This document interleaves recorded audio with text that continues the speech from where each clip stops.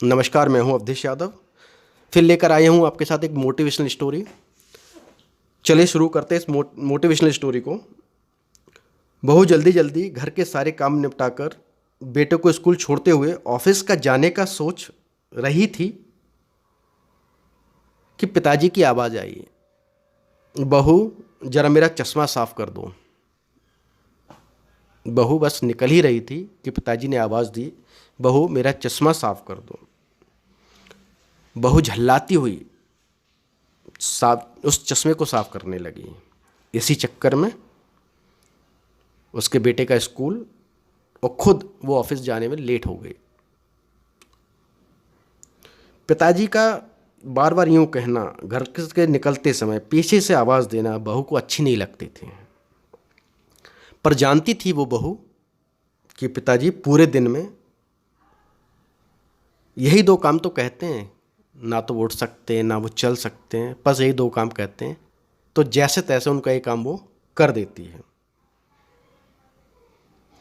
सुबह सुबह एक दिन पति से चर्चा हुई। पति की सलाह से अब वो सुबह उठते ही पिताजी का चश्मा साफ करके रख देती है। फिर घर से निकलते समय पिताजी का बहू को बुलाना बंद नहीं हुआ। फिर भी पिताजी ने बहू को टोकना शुरू किया। दिन बीतते गए। एक दिन समय आया। समय की खींचतानी के चलते बहू ने पिताजी को उनकी जो पुकार थी उसको अनसुना कर दिया। अब उन्होंने सुनना बंद कर दिया। एक दिन बहू की ऑफिस से छुट्टी थी तो सोचा क्यों ना घर की साफ सफाई की जाए। बहू की छुट्टी थी ऑफिस से तो सोचा घर की साफ सफाई कर दी जाए।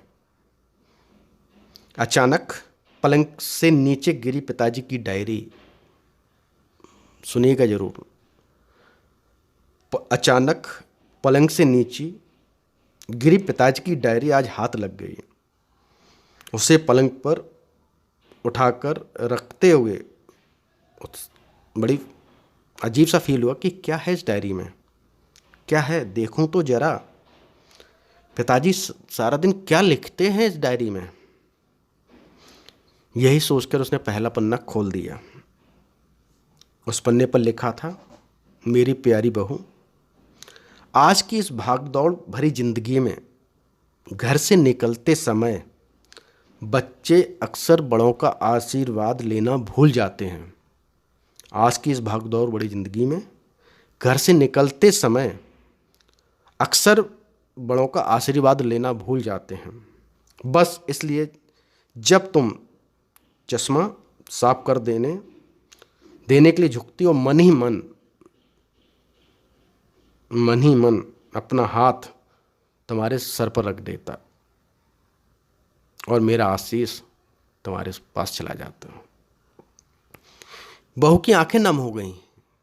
क्या हम गलत सोच रहे थे पिताजी के लिए? क्यों हम पिताजी के लिए ऐसा सोच रहे थे? बस अगले ही दिन से बहू और ससुर का रिश्ता मानो पिता और पुत्री का हो गया। अब 5 मिनट पहले तैयार होकर बेटे को स्कूल छोड़ने के लिए पिताजी की आवाज़ से पहले ही बहू चश्मा साफ कर देती। पीने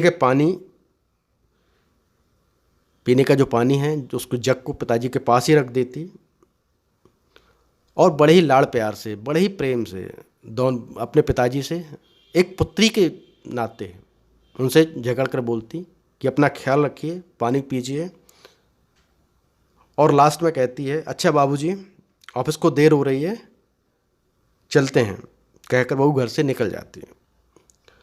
उस पिताजी की बूढ़ी हड्डियों में न जाने कैसी ताकत आ गई और उनकी सेहत में सुधार होने लगा। दवाई वही थी पर सेहत में सुधार 10 गुना होने लगा। पिताजी स्वस्थ होने लगे थे, परंतु अचानक एक दिन हृदय गति रुक जाने से पिताजी स्वर्ग से धार गए। उनके अंत समय में उनकी मृत देह से चेहरे पर संतुष्टि के भाव की पूरे परिवार में सराहना हुई। दोस्तों, आज पिताजी को गुजरे हुए 2 साल बीत चुके हैं। आज भी बहू रोज घर से बाहर निकलते समय पिताजी का चश्मा साफ कर उनके टेबल पर रख दिया करती है। उनके अनदेखे हाथ से मेरे आशीष की लालसा में आज भी सुबह घर से निकलते हुए न जाने ऐसा लगता है कि आवाज़ आएगी, बहू जरा मेरा चश्मा साफ कर दो।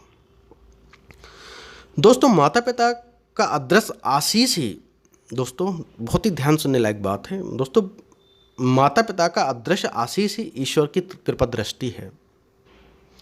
जीवित माता पिता की सेवा मरणोपरांत किए गए पितृकर्म से कहीं उत्तम है। जीवन में हम बहुत कुछ महसूस नहीं कर पाते हैं, और जब महसूस करते हैं तब हमसे बहुत दूर जा चुके होते हैं। आइए इन बूढ़े वृक्षों को जल रूपी स्नेह तथा सेवा रूपी खाद से संजोकर फिर से युवा, स्वस्थ तथा हरा भरा करने का प्रयास करें। Thank you.